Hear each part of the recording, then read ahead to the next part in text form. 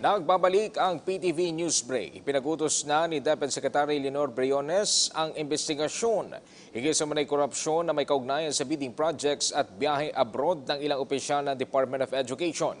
Ayon sa ulat, bumuo na ang kalihim ng investigating team na sisiyasat sa naturang reklamo.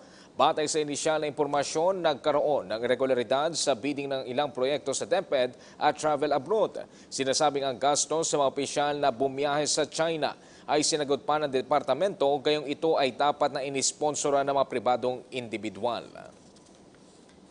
Samantala, puspusan na ang paghahanda sa Ninoy Aquino International Airport para sa inaasang pagdagsa ng mga pasahero at babiyahe ngayong nalalapit na holiday season. Ayon kay NAIA General Manager Edmond Real, matindi ang ginagawa nilang preparasyon upang maiwasan ang mga inconveniences o aberyang naranasan ng mga pasahero sa NAIA sa mga nakalipas na taon. Aminado naman ang opisyal na mahirap na patawan ng penalty sa mga airline company sa idudulot nitong abala sa mga pasahero dulot ng mga madedelay na flight.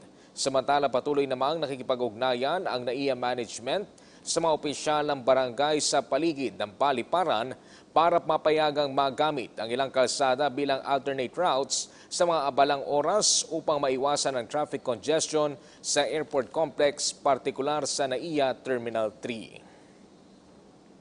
At yan po ang mga pinakamainit na balita sa mga oras na ito. Manatiling updated gamit ang aming social media sites. I-like lamang po ang aming PTV Facebook page o i-follow kami sa Twitter @PTVPH. Ako po si Ralph Obina, magandang hapon.